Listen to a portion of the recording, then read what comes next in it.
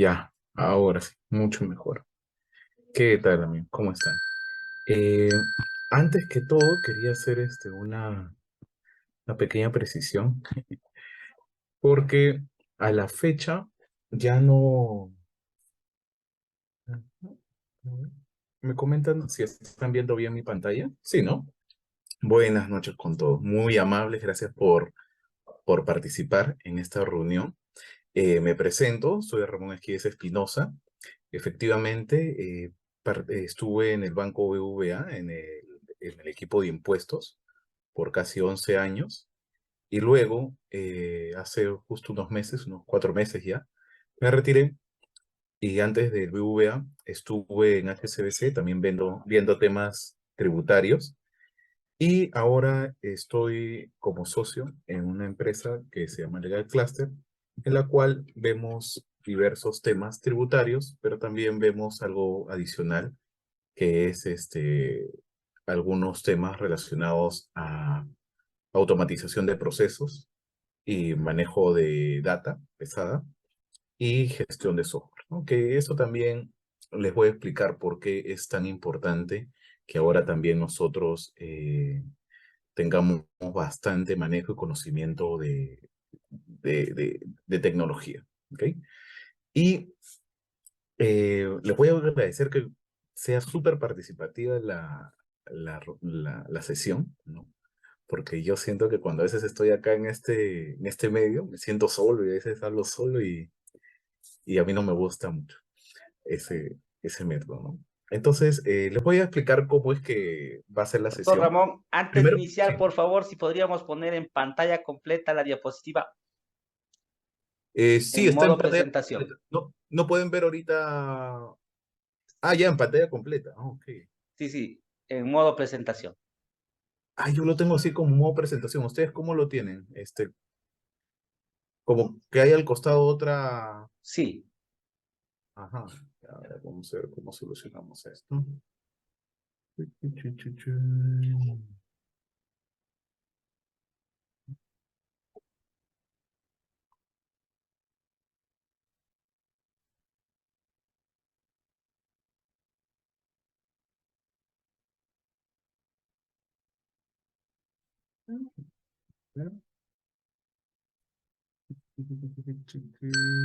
se pone?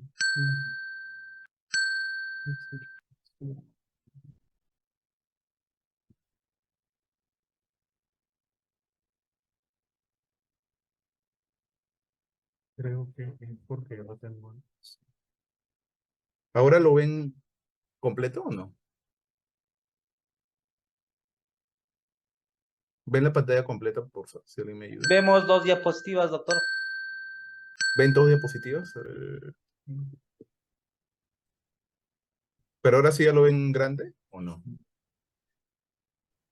Doctor, volvemos al PPT, doctor. Ramón, nuevamente al PPT. A ver.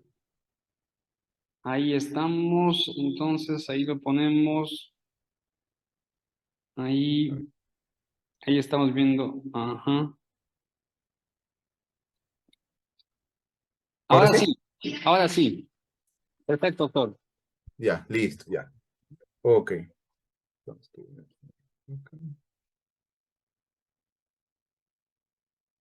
Listo. A ver, ¿qué es lo que vamos a exponerles primero? Lo que quiero exponerles primero es, primero darles un panorama de qué cosa es lo que ha venido haciendo SUNAT hasta la fecha, durante los últimos años, y que todavía se está cuestionando en el Tribunal Fiscal y también en el Poder Judicial, ¿ok?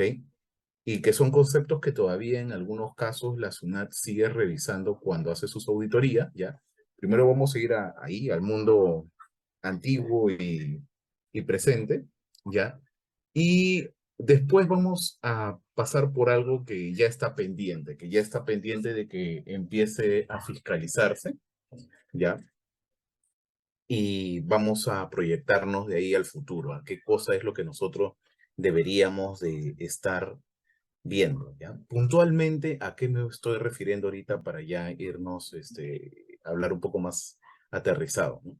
Algunos de ustedes habrán escuchado de las fiscalizaciones de SUNAT a través de toda la información electrónica que ahora nosotros estamos proporcionándole, no solamente comprobantes de pago, sino también libros electrónicos, ¿ya? Y también respecto a algo que ha sido publicado por la SUNAT desde el año pasado, que se llama los sujetos sin capacidad operativa, ¿ok?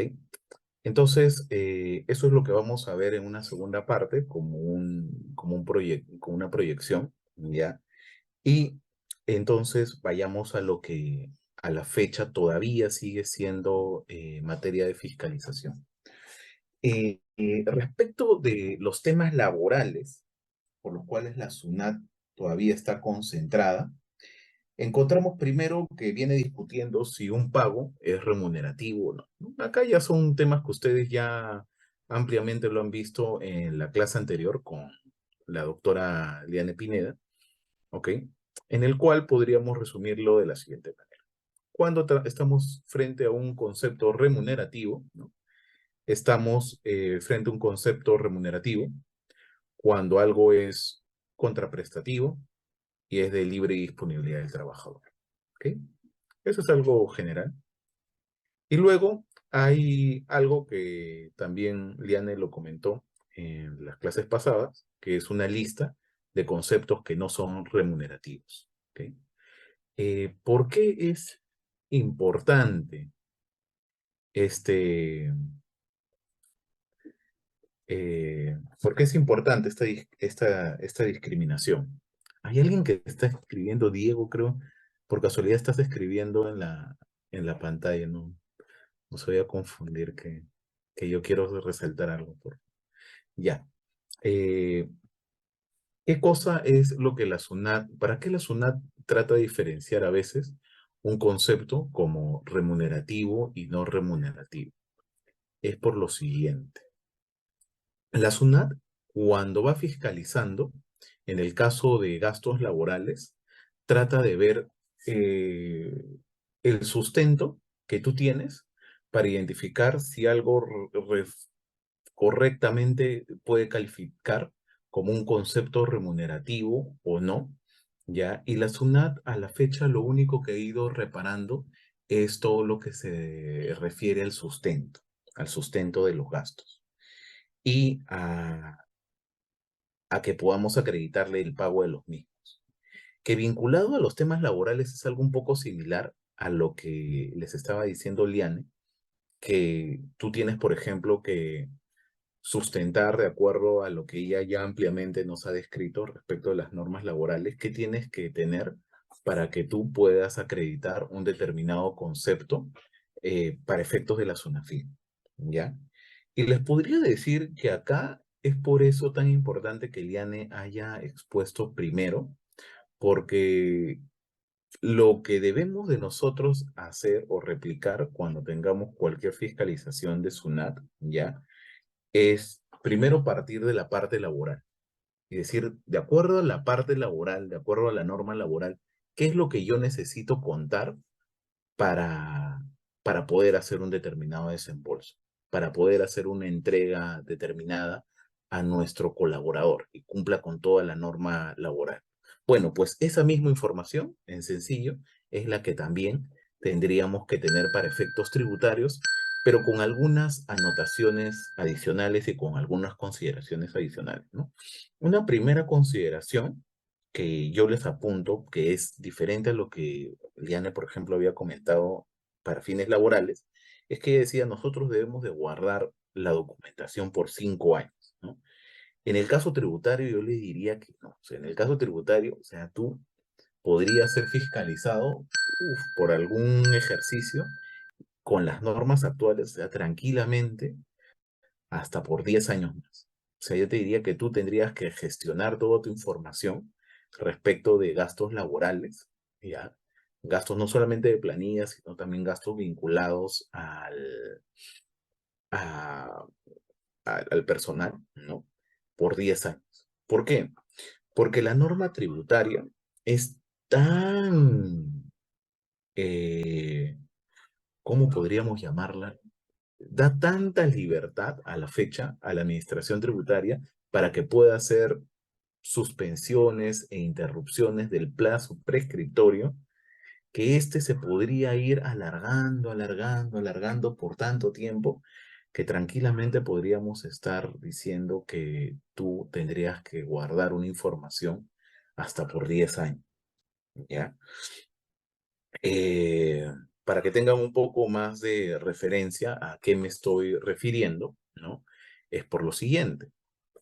En el caso del mundo laboral, ¿no? Tú el riesgo que tienes es que un trabajador te puede exigir algún pago, te pueda eh, reclamar alguna liquidación que tú has hecho, ¿ok?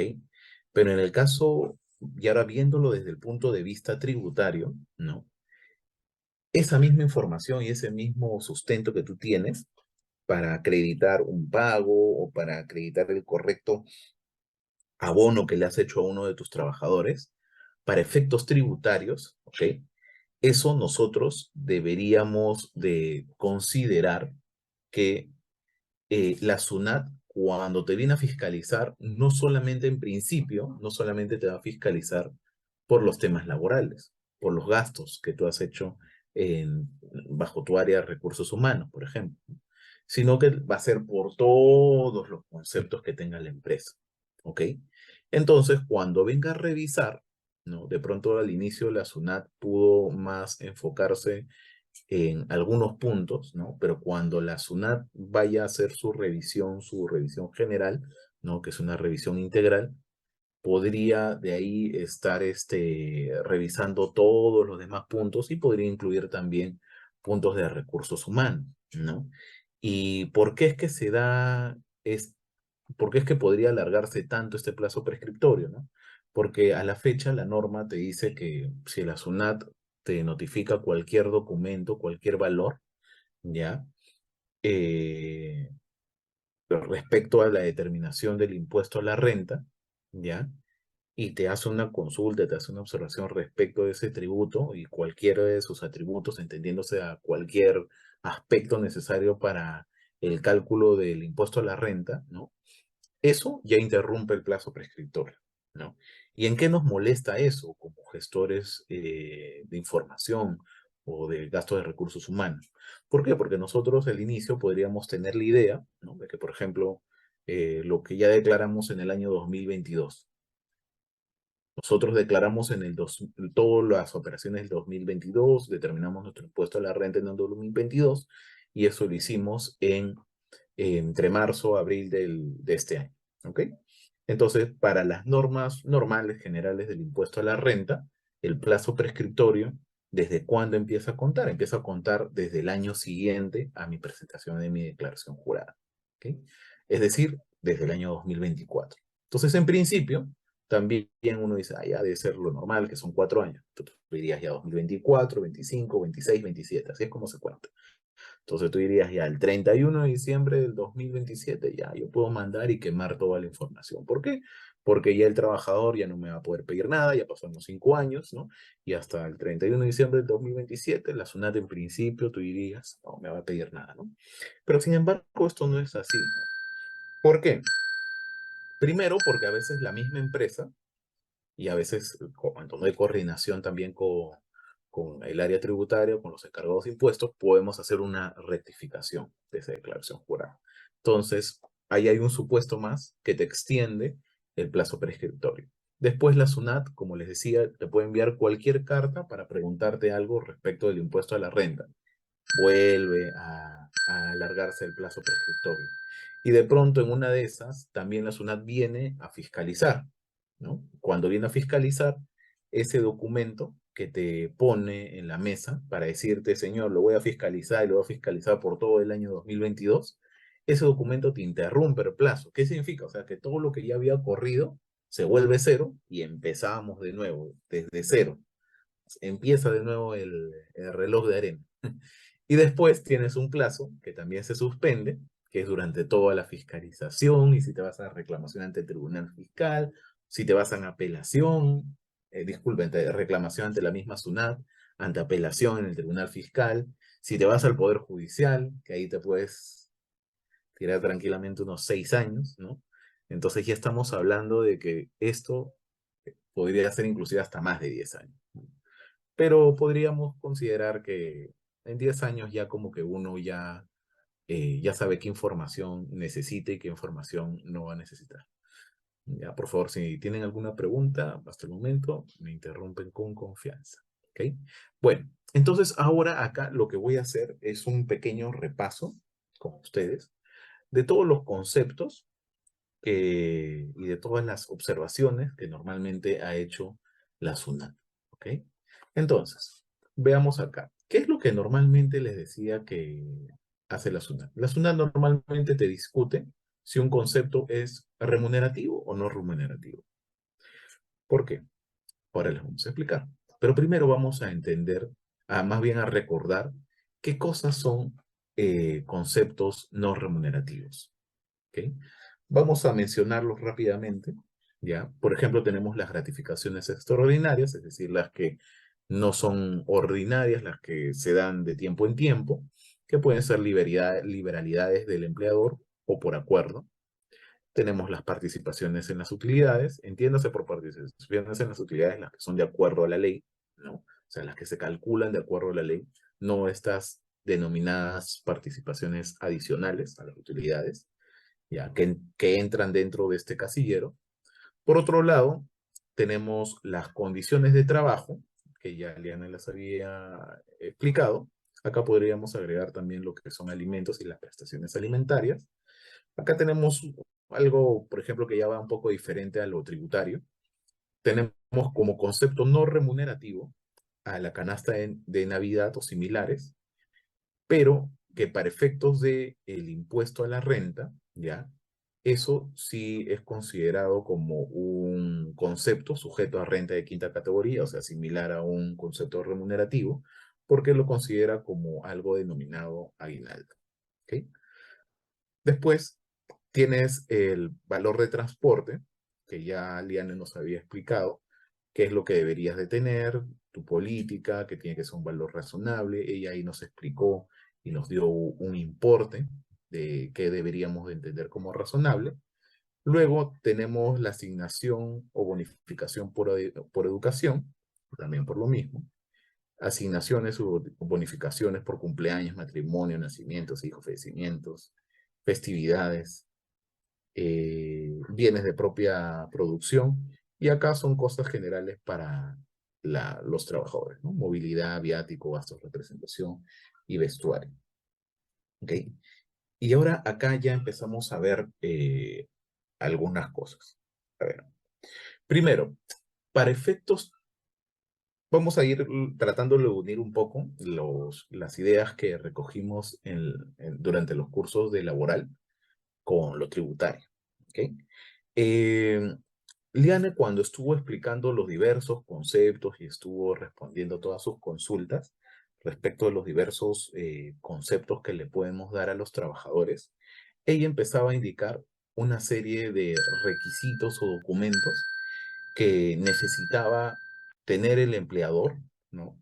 Para que pueda acreditar el correcto pago y también para que pueda sustentar la entrega del mismo, ¿no? A los trabajadores. ¿Ok?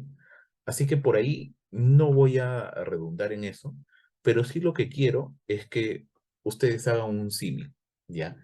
¿Eso qué finalidad tenía para el mundo de Sunafil y para el trabajador, ¿no?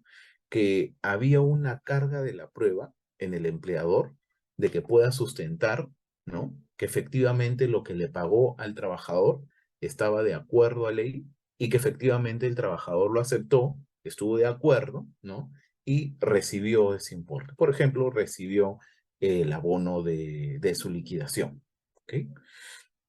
Toda esa información, ¿qué es lo que para nosotros, para los tributaristas, nos sirven?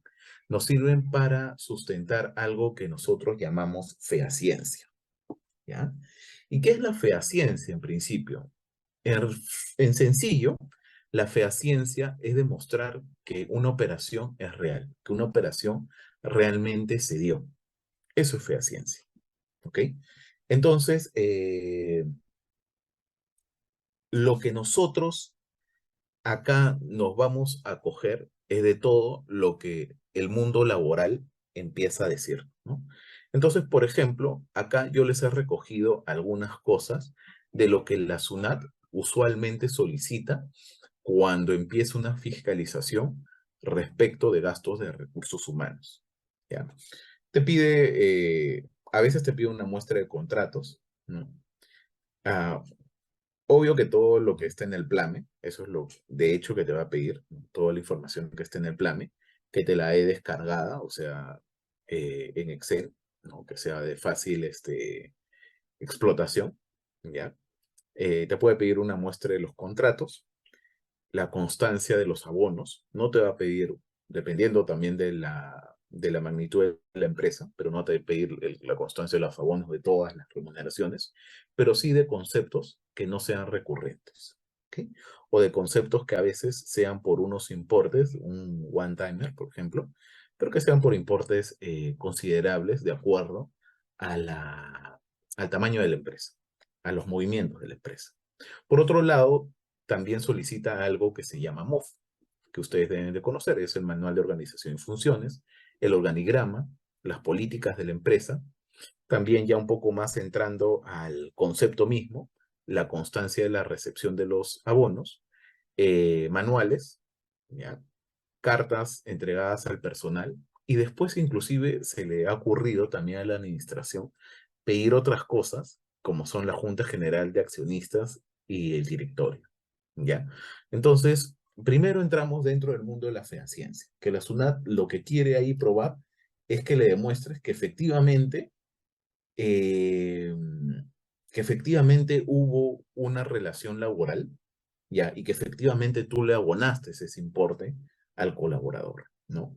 Y muchas veces en las fiscalizaciones, aquí nada más ya se cae la posición del contribuyente, porque muchas empresas lamentablemente son un poco desordenadas o no tienen este criterio de lo que les decía, por ejemplo, en la prescripción, de guardar toda su información. A veces porque es información sensible, a veces porque no hay un correcto archivo de esta documentación, y muchas veces la SUNAT simplemente termina haciendo reparos, ¿no? No porque realmente no haya existido la operación, o sea, no porque realmente no se le dio ese beneficio a un grupo de colaboradores o a un colaborador puntual, sino simplemente porque no había documentación que respalde por qué se entregó y si efectivamente se entregó, ¿ok? Eh, ahora voy a retroceder un poco como para dar unos ejemplos en base a lo que vimos anteriormente, ¿no? Por ejemplo, en el caso de las gratificaciones extraordinarias, que es un concepto que ha sido muy fiscalizado por la administración, ¿ya? Eh, la administración normalmente, cuando hace la fiscalización sobre gastos de recursos humanos, ¿ya? Como les decía, te va a pedir el PLE, va a ser un comparativo a veces con lo que ya ha fiscalizado en años anteriores, ¿ya? Y va a segmentar, va a retirar todo lo que son conceptos remunerativos, ¿ya? Eh, se va a quedar de pronto con algunos puntuales respecto de gerencias, ¿no? O respecto de pagos a favor de eh, personas vinculadas a la empresa, entiéndase el dueño de la empresa o familiares del dueño de la empresa, ¿no? Estamos hablando ya de empresas un poco más pequeñas, ¿no? Y también de todos los pagos, por ejemplo, que se hacen con ocasión de bonos de productividad, ¿ya? Eh, y desembolsos en general que no sean, que no se vean recurrentes, ¿no? O que no se vean en todas las líneas de todos los colaboradores, ¿ok? Entonces, por ejemplo, acá lo que yo les voy a comentar es, como para ir por un caso más sencillo, ¿ya? Es en el caso, por ejemplo, de que a veces uno entrega a los colaboradores asignaciones por concepto de escolaridad, ¿ya? Entonces, cuando uno entrega la escolaridad, a veces algunas empresas por motivos operativos internos del área de recursos humanos, ¿ya? Da este abono de la asignación por escolaridad a los colaboradores cuyos hijos estén en un rango de edad que todos sabemos, o todos asumimos más bien, que es un rango de edad de tiempo educativo de los niños, de los hijos de los colaboradores, ¿no? Y sin embargo, la administración en esos casos los observa. ¿Por qué? Porque te piden, oye, a ver, dame una política, dame tu procedimiento, o sea, cómo es que tú los pagas, qué pides de sustento para que le puedas desembolsar ese importe al colaborador, ¿no?